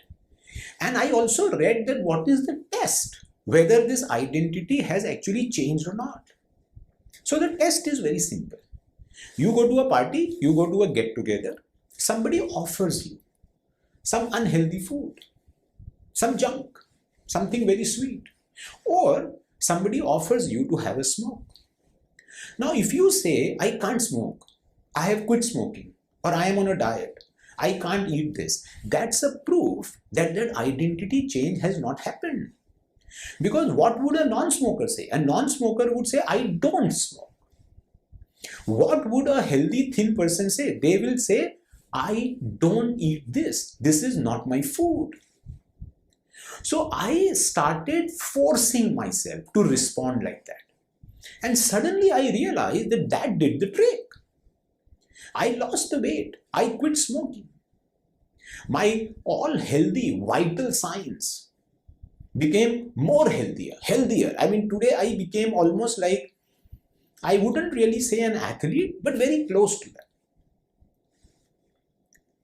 Now, when I look back, I realize that because of that weight loss, if let's say out of all the benefits that I got in my life, the smallest benefit was the weight loss. The biggest benefit was the enlightenment that I can use the same formula in every aspect of my life, in every area of my life to improve. I suddenly realized why those people who were with me with very ordinary background became so successful, because they had this. They had developed an identity of a successful person, a wealthy person, which I was not able to do. So I was like a child. I suddenly had this magical formula in my mind. But there was a missing link. I knew that this is why it happened, but why? See, why is very important in life. Whenever you understand why, you will really truly understand why something works. I came across a book by Maxwell Maltz called Psycho-Cybernetics. And this book gave me the answer. I learned about servo mechanism. So what's a servo mechanism? A servo mechanism is a mechanism, as the name suggests, which keeps things on track once a goal is set. It has a given goal. And there are sensors which passes on information about any deviation. So whenever there is any deviation, it will take action steps to bring you back on the track. For example, a thermostat in an air conditioner is a servo mechanism. Suppose you set it to 23 degrees. Now what happens? Somebody opens the door, hot air comes in, temperature goes up. So thermostat kicks in and starts the air conditioner to bring the temperature down. When temperature becomes cooler, it kicks in and stops the AC so that the temperature goes up. So the goal is to maintain the temperature at 23 degrees. Autopilot in an airplane is another servo mechanism. Once a destination is programmed, it will keep the plane on the course.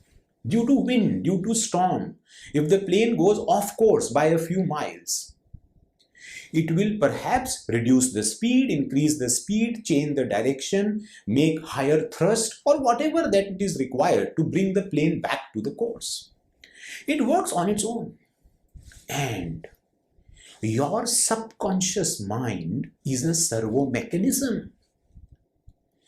And the only goal that it has is your self-image. It has to make you exactly like what you think about yourself, what you think you are. So let's say you have this self-image of an overweight person, of a smoker, of a failure, or anything like that. Now that becomes the goal for your subconscious mind because it's a servo mechanism. Now imagine, and I'm sure it has happened many times in your life, you read something, you heard some program, you listened to somebody's speech, you really got motivated, no, I'm going to do this. And you went on a diet, or you quit smoking, or you started taking steps to become more successful, inculcated good habits. And for 15 days, you did really well. But now see, that's a deviation because that's not as per your self-image. So your servo mechanism, your subconscious mind will sense that. And the minute it senses that, it will take steps to bring you back on the course. So what it will do, it will in your dream show you chocolates, junk, cakes, pastries, or it will give you that urge to smoke because its goal now is to make you come back on track. And you will go back. Do you recognize this? That's why goals fail. That's why people can't stay on that diet. That's why people, even if they lose weight, they can't keep it off. Because it's not aligned with the self-image. So what you really need to do is to first change your self-image. Any goal that you want to achieve, you need to first think that who is a kind of a person who achieves goals like that. Write down the description of that person and first become that person. Once you become that person, your servo mechanism will kick in. Then you don't have to worry. Your goal will be achieved on its own. Trust me. All you need to do is to convince your subconscious mind that this is who I am. This is my identity. This is the kind of person I am. And once that happens, you are all set. You don't have to do anything else. Now, this is a magic formula. So what I am doing now is using it in every area of my life. Yes, I am considered successful by many people because of the businesses that I started, because of the innovations that I brought in, because of the direction that I gave to thousands of people about what to do in their life. Yet, in my own eyes, I still haven't achieved that success, which I talked about in the beginning. But you know what? With this new magical formula, I have no doubt now that in the next few years, I will have tremendous success in every area of my life, be it health, be it business, financial goal, spiritual goal, family goal, relationship goal, everything. Because now I have the magical formula and it works in everything in your life. It is as simple as that. Write down what you want to become and become that person. And once you become that person, everything will happen. I'll give you the latest example. Although I have been a speaker for more than 20 years, I always had hesitancy in making videos. I never made a single video in the last 20 years. Well, I wrote that in my self-image statement, that I make amazing videos to motivate people to change their life. And I hammered it in my mind by constant repetition because that's the only way that it's to be done. You know what? In the last 1 month, I have made 100 videos. And in the next 1 year, I'm going to make more than 1,000 videos. Trust me, it is that simple. Write down your self-image statement. Keep reading it, keep repeating it. I know everybody knows, I'm sure everyone listening to this video, seeing this video is aware of it. But the point is, how many people do it? Irony is that I have been teaching this stuff from last 20 years to people, but have I ever sat down and implemented it on myself? No. And when I did, magic happened. So if you want magic in your life, if you want miracles in your life, please do this.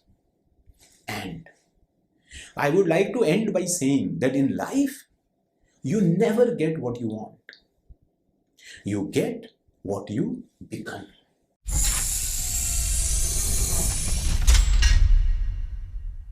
Thank you, Mr. Agarwal. And with this, we've come to the end of today's event. It has been amazing being ears to the stories, experiences, and ideas that have not just been captivating, but inspiring, to say the least. Before we depart, I'd like to thank all of our speakers who've taken time off to design their talk. And more than that, taken time off to really understand and adapt to this new normal and sent us their recordings on time. Thank you so much for trusting us once again. I heartily thank the management of Krupanidhi Group of Institutions for all the support that is provided, and the team, the core team of TEDxKG Institutions, without whom this very event would not have seen the light of the day. And last but not the least, all of the viewers, your support means the world to us. And remember, like I said, the value of an idea lies in the using of it. So this is your signal to pause, think, and start towards mending with mind. Thank you.